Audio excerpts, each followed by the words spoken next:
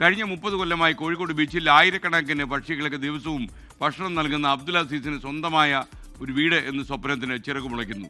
പ്രമുഖ jewellery ഗ്രൂപ്പായ Malabar gold അസീസിന് 5 lakh രൂപ സമ്മാനമായി നൽകി. സ്ഥലം കണ്ടെത്തിയാൽ വീട് വയ്ക്കാനുള്ള നടപടിക്രമങ്ങൾ വേഗത്തിലാക്കാൻ വാർഡ് കൗൺസിലറും രംഗത്ത് വന്നു കഴിഞ്ഞു.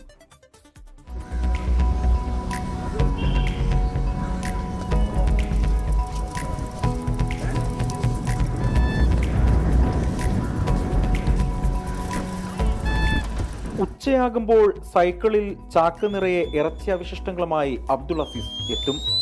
കടൽ തീരത്ത് നീട്ടിയുള്ള ചൂളമടി ശബ്ദം കേൾക്കുന്നതോടെ വാനത്ത് വട്ടമിട്ട് പറക്കുന്ന പരുന്തുകൾ ഭക്ഷണം റാഞ്ചാൻ താഴ്ന്നു പറക്കും. ആക്രിപെറുക്കിയും കൂലിപ്പണിയും എടുത്താണ് അസീസിന്റെ ജീവിതം. സ്വന്തമായി വീടില്ല. തറവാട്ടിൽ സഹോദരങ്ങളോടൊപ്പമാണ് ജീവിതം.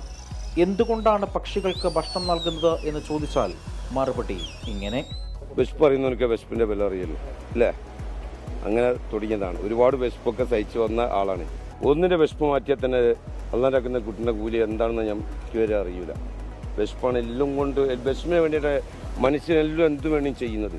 വിശപ്പ് രഹിത ലോകമെന്ന ആപ്തവാക്യത്തോടെ സാമൂഹ്യ മേഖലയിൽ ഇടപെടലുകൾ നടത്തുന്ന മലബാർ ഗ്രൂപ്പ് അസീസിനെ ആദരിച്ചു.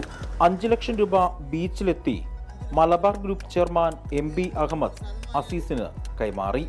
ഹങ്കർ ഫ്രീ വേൾഡ് ഞങ്ങൾ നടപ്പിലാക്കിക്കൊണ്ടിരിക്കുന്ന സാധനമാണ്. ഒരുപാട് ആൾക്കാർക്ക് ആഫ്രിക്കയിലും ഇന്ത്യയിലും പല സ്ഥലങ്ങളിലായിട്ട് ഭക്ഷണം കഴിക്കാത്ത വിശന്ന് ഉറങ്ങുന്ന ആൾക്കാർ ഭക്ഷണം കൊടുത്തു വരുന്നത്. അദ്ദേഹത്തിന് അംഗീകരിക്കുക, അദ്ദേഹത്തിനോട് കൂടെ ചേർന്ന് നിൽക്കുക എന്നുള്ളത് ഞങ്ങൾ കടമയായി തോന്നി. അതുകൊണ്ടാണ് ഞങ്ങൾ അദ്ദേഹത്തെ ബഹുമാനിക്കുന്നു, അംഗീകരിക്കുന്നു.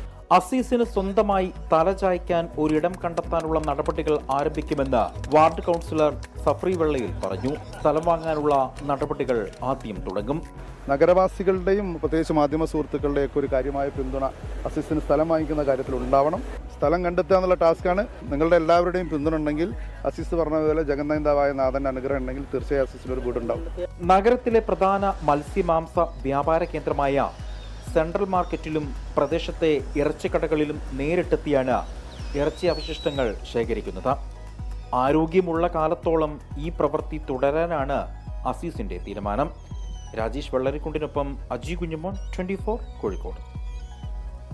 ലോകത്തെവിടെയായാലും ഏത് സമയത്തും 24 വാർത്തകളും ഓഗ്മെന്റഡ് റിയാലിറ്റി പാക്കേജുകളും എക്സ്പ്ലെയിനറുകളും വിശദമായി കാണാൻ ഞങ്ങളുടെ യൂട്യൂബ് ചാനൽ നിങ്ങൾക്ക് സബ്സ്ക്രൈബ് ചെയ്യാം.